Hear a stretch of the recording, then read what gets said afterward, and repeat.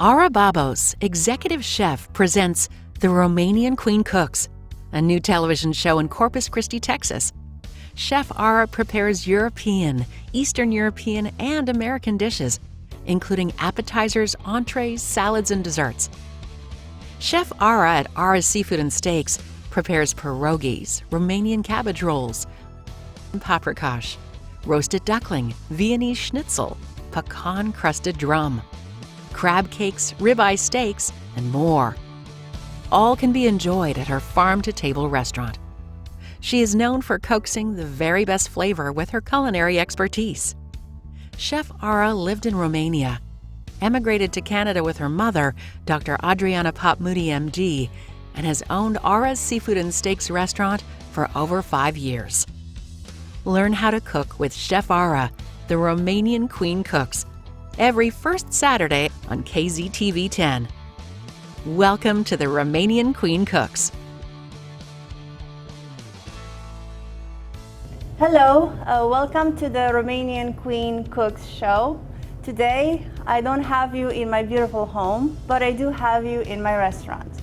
So for you today, I want to make a Sicilian eggplant dish, and it's called caponata. So you can do it out of any ingredients, but for you today, I want to do it in eggplant. As you all know from my other shows, I absolutely adore eggplants. And this is just a regular eggplant that I bought from H-E-B. You can literally have any eggplant you want. You can have your Chinese eggplant, you can have your little Arabic, your smaller, denser eggplants, you can have white eggplants like the aubergine. You know, you feel free to use whatever you want. But this I also use because we have this in Romania as well.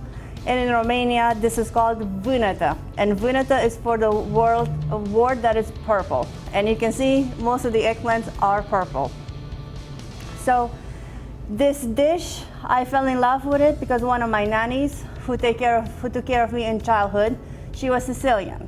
Because my family believed that I should be exposed to multiple languages growing up. So whenever I want to learn a new language, it'll be easy for me to pick it up because I have already been exposed to it in childhood. And this nanny that I had, she was a little bit pazza, how they say in Italian, crazy. But she was very friendly and very good with kids, and her cooking was absolutely astronomical. So I want to make you this dish as in memory of Maria. Her name was Maria as well. So it's very common in Italy. So here, the eggplant, and I want to show you how to cut it. So you're gonna take it from the edge, and you're gonna cut it like so. And if you want to have a straight line, just keep your your finger on your knife to make sure it cuts well like this. And of course, you're also gonna cut the end. You're gonna pop these buddies on the side, and then you will slice the eggplant. And you don't have to make it super thin. Your eggplant can have a little bit more extra texture because you want your eggplant to be the main star of the show. So that's basically how I'm going to cut my eggplant. As you know, in the past, I used to tell you to salt your eggplant because it'll remove some of the bitterness, and you can absolutely do it. But in this case, because we have a myriad of ingredients, including vinegar and honey, and that will definitely take away the somewhat bitterness of the eggplant. In case you don't want to risk it, you are going to slice your eggplants like so. And then you are going to cube them.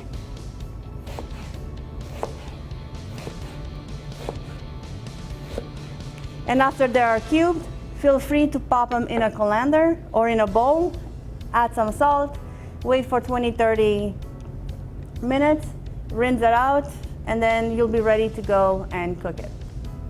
So I just want to show you the ingredients that we actually have for this dish. So we have onion. This is red onion. You can have any onion you want, yellow, green, it's up to you. Here I have honey, and it is local honey from Texas. Here I have a combination of red wine vinegar and white vinegar. My 2 tablespoons of capers.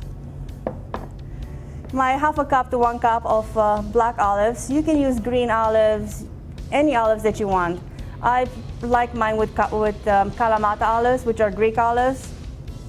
But by all means, you can use Castelvetrano olives, which are Italian, and they're absolutely amazing. They're so buttery and delicious. You don't even think you're eating olives. And these are my 2 chopped tomatoes. You can use raisins, but I chose to use craisins. This is the red bell pepper. This is the celery, the black pepper, and then the salt. Here I have some whole peppercorns because I love the taste of whole peppercorns. Some bay leaves, chopped mint, and chopped parsley. And then I have the oil in the kitchen, and we'll eventually get to that. Now I'm going to take a little break, and then we will go back and we'll talk some more. And welcome back. As you can see, I chopped the eggplant. And now, before we go into the kitchen and we actually create this beautiful dish, I want to speak to you about energy. And I don't mean energy like the light or gas, which is energy. I mean for your energy that we have inside ourselves, because we are energy beings.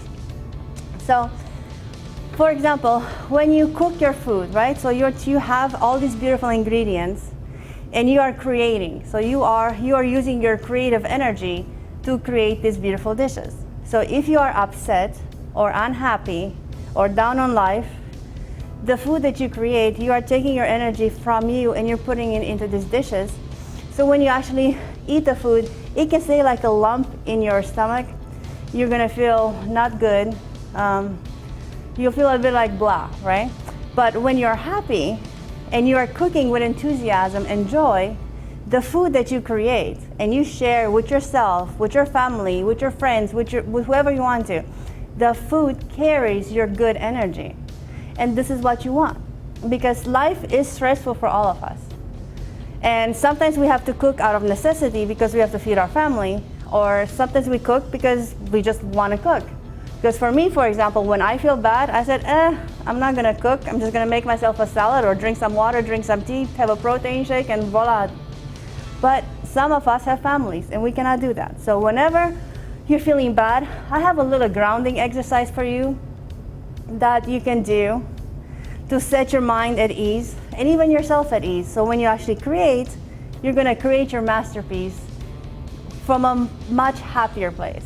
So I want all you kings and queens to follow me for this little meditation, a little grounding meditation.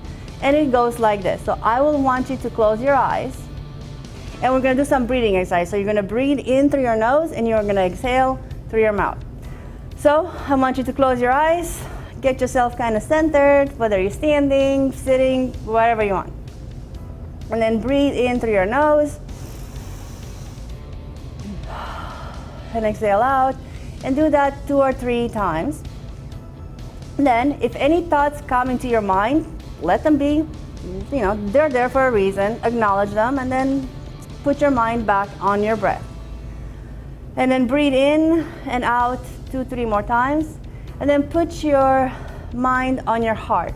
Imagine that your heart, like you're breathing in through your heart and you're exhaling out through your heart.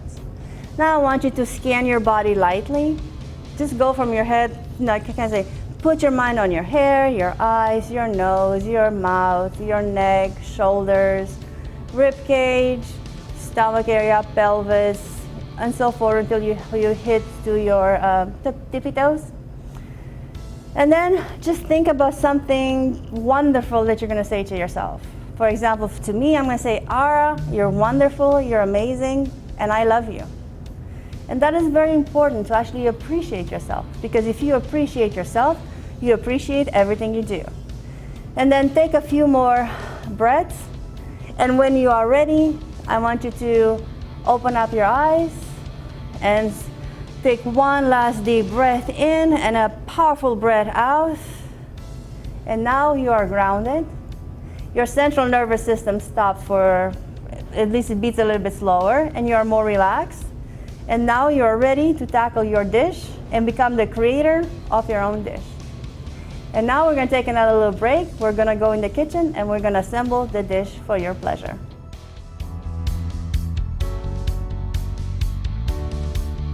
Dentures? Missing teeth? Think implants are too expensive? Mini dental implants are for you. Bay Area Denture and Dental Center's mini implants snap your dentures in place. No invasive surgery, little or no recovery period, half the cost of old, large implants. Dentures starting at just $175 per arch. Implant crowns, fixed implant bridges. In-house, no interest financing available. Mini dental implants will change your life. Call 857-6200 or 1-800-FIX-MY-TEETH. Locally grown vegetables straight from the vine. Tender grass-fed beef from local Texas ranches, grilled to perfection. Seafood swimming in the Gulf this morning, expertly seasoned and prepared. Ara's Seafood and Steaks, Corpus Christi's only farm-to-table restaurant. The freshest local fare, served with style, for dinner and Sunday brunch. Ara's, for foodies who expect the best. Ara's Seafood and Steaks, 6917 South Staples.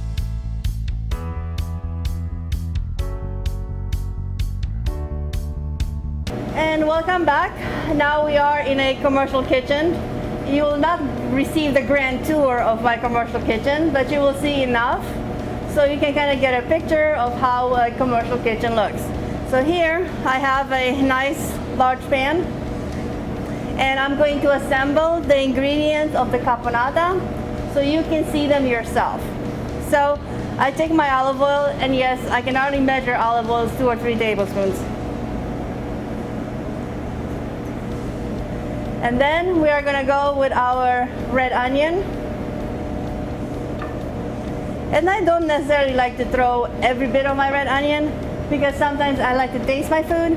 And sometimes when you're tasting it, you can actually see if you need more red onion or less red onion or any ingredients that you actually have in your dish.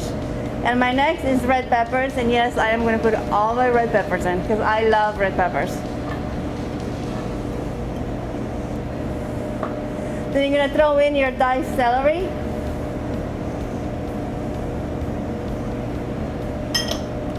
I'm going to throw in my craisins because I don't like, again, I don't like too sweetness, so I don't want raisins, but I'm going to go for craisins. And that's not necessarily an Italian or a Sicilian caponata, but this is my version of the caponata. And here goes the Kalamata olives, which are already pitted.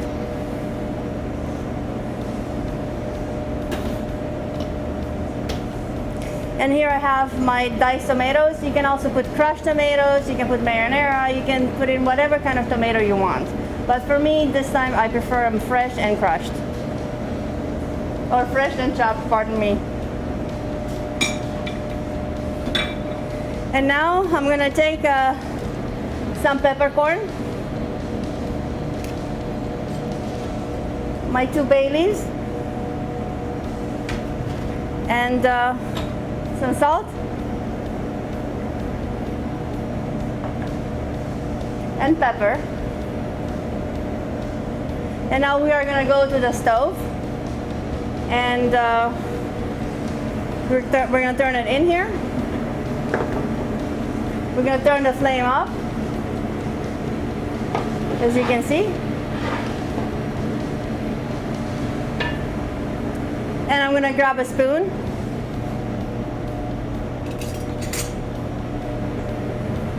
And we are going to mix our dishes. And now I'm going to want you to give me a little bit of time so the cameraman can come over here and he can follow up the methodology of how to properly sear and cook this caponata. Hi, we're back. So just so you know, I am scatterbrained too. I'm actually normal. Even executive chefs are scatterbrained. Actually, especially executive chefs are scatterbrained. So I took my flour handband off because I'm in a commercial kitchen, and I put this hat on, which is my favorite. Yes, it does say Italia on it because it's my favorite country in the whole world. But the reason that most chefs, when you see chefs, we have hats on, is because we want to keep our hair from actually going into our food. And sometimes if you have long hair, it's even better to have a cap on because sometimes your hair can go on a gas stove and actually whoosh, catch fire. We don't want to do that. So here we are. Here is the caponata. It's cooking.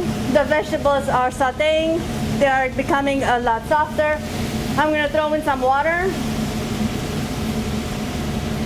I would say I threw in about half a cup of water.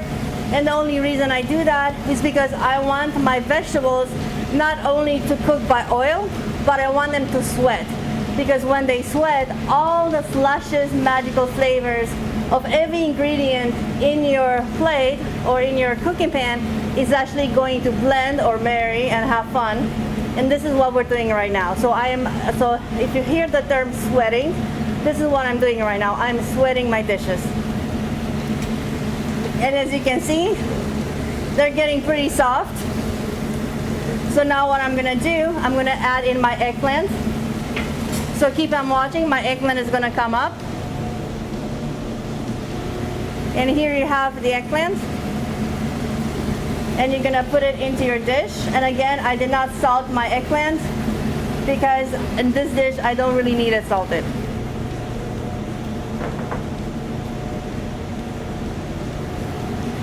And here I have my half and half, this is a dried white wine and a red wine vinegar. I'm gonna throw this in here. And I'm gonna cook it a while, and then later on you're gonna see me adding the honey.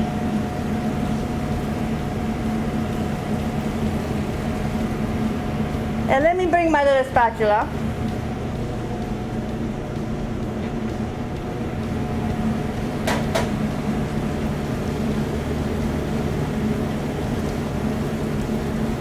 And here I'm just scooping all the honey into the dish. And yes, I'm scraping it on the side of the pan, which is all right because we are going to incorporate them into the dish itself. And here I am mixing it more. I'm taking the honey from the sides.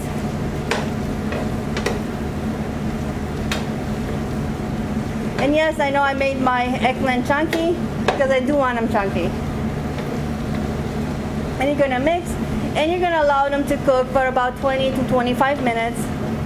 And you can actually cook them less or you can cook them more depending on how you want your consistency of the dish.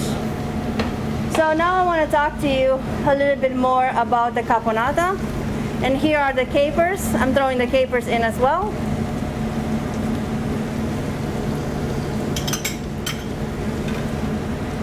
And the reason, again, I did not salt my eggplants and rinse them out today is because the Kalamata olives are already salty and briny, and so are the capers.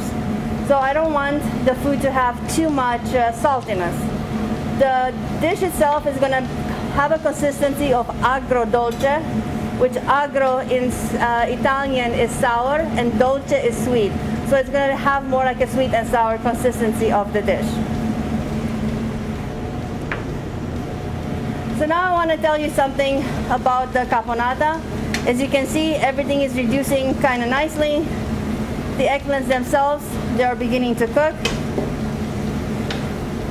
So now I want to talk to you about the usage of the caponata.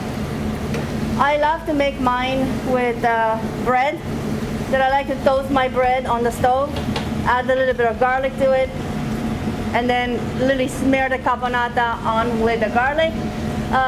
What I also like to do is you can put it on top of your pasta, on top of your potatoes, on top of pretty much anything you want. I even love to make it with cream cheese, to make it into a delicious dip. You can put it in puff pastry and put it inside a puff pastry and then bake it with a bit of fontina cheese or feta cheese. It'll give an absolutely nice flavor to it. You can literally, your imagination is your limit, because you are the creator of your own dish. And just because I cook a dish in one way does not mean that you have to follow and cook the dish exactly the same way that I do it. Because this is the magic of cooking. You can take any amazing recipe that you want and you can create it, change it one or two ingredients, and that amazing dish is actually yours, of your own creation. So now I'm adding a little bit more water because I want my eggplant to actually sweat it out.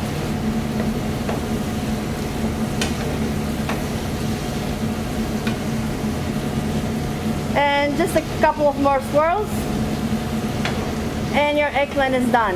But mine is done because I like my eggplant not to be super soft, so I want to feel the density of the eggplant as I'm eating it. But feel free to cook it for at least 25 to 30 minutes to actually have a more desired consistency, especially if you're not used to eating eggplant every day. So for the final, here I have is the parsley and the chopped mint. And there's something about the caponata with mint than without mint. My grandmother, she used to love to make it for me with dill, which I guess in Romania we eat a lot of parsley and we eat a lot of dill. And mint is normally put into dessert, spice, and especially tea. But here I'm going to use it in culinary and actually cook with it. So I'm just sprinkle it all over. And here's the mint. And you mix it around.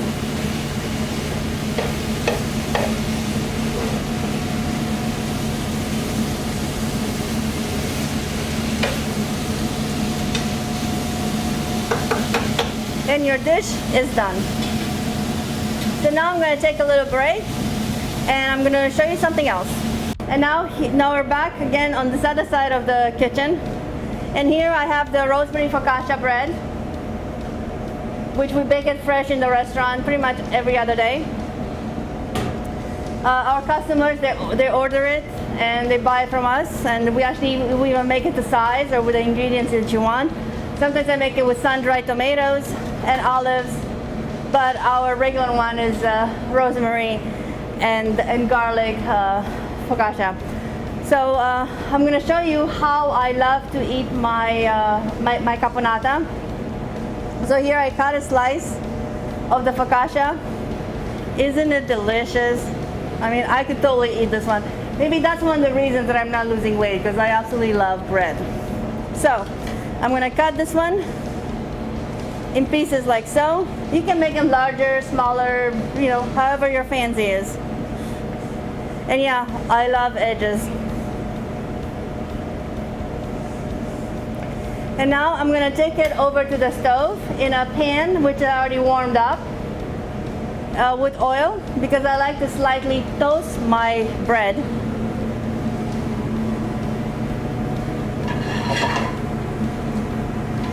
So I turn on the fire again, and I like to put my bread with the part that I'm going to eat.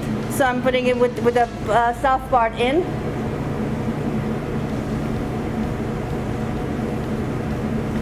Now I also want you to know the focaccia, you can toast it, you can leave it as is. It's up to literally you how you're going to eat it and how you're going to consume it.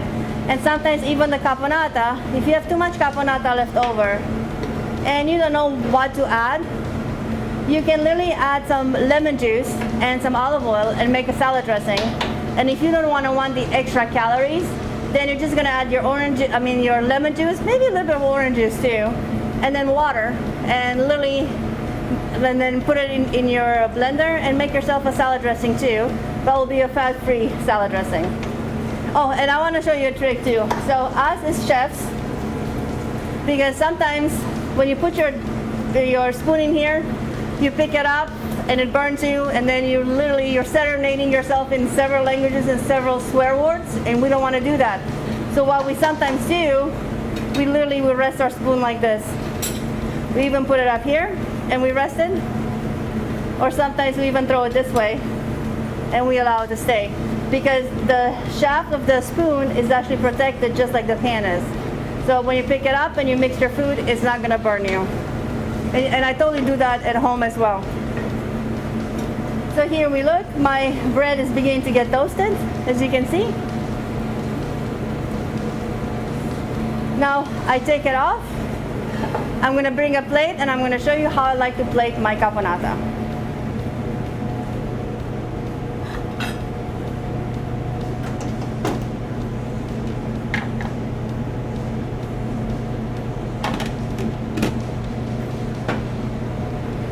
So here's my plate, and I do have a little bit of garlic because I'm Romanian and I love my garlic. Anybody that knows me, I gotta have garlic in pretty much everything that I do. So here it is. I take my toasted bread, as you can see, put in a little bit of garlic,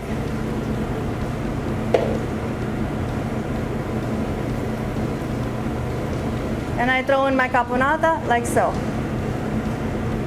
now you can put in peppers on it. You can throw it in with cheese. You can put cream cheese, any kind of cheese you want. I like my bread a little bit on the toasty side because, I don't know, it just tastes better to me. But again, it is a personal preference. And there goes the garlic.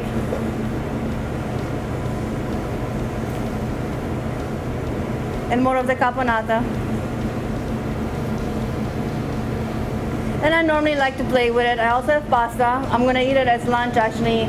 I'm gonna boil myself some penne, and I'm gonna mix my caponata with some penne and un bicchiere de vino bianco, which is a glass of white wine.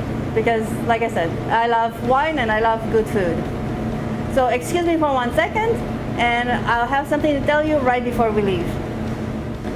And this is how I like to plate it when I eat it myself, or I enjoy it with 2 or 3 of my friends, including my cameraman. I have carrots in here because I absolutely love carrots. I love the crunchiness of the carrots. And this is a shaved Parmesan cheese, and in my hand I have some parsley because, I don't know, it is the Italian flag, which is the Italian tricolore, the 3 colors. I know it's very much like Mexico. We do have green, red, and white, but there's no eagle on the Italian flag. So, because this show will air in July, and because it is America's Independence Day, I am wearing my Stars and Stripes apron for that because I love aprons. I think I have aprons for every season and every holiday. I love, love, love my aprons. And now one last thing before we close, because I did say Independence Day is coming up and the show is made for Independence Day. The caponata can be mixed with eggplant salad. You can take those ones to barbecues. You can take it to the beach.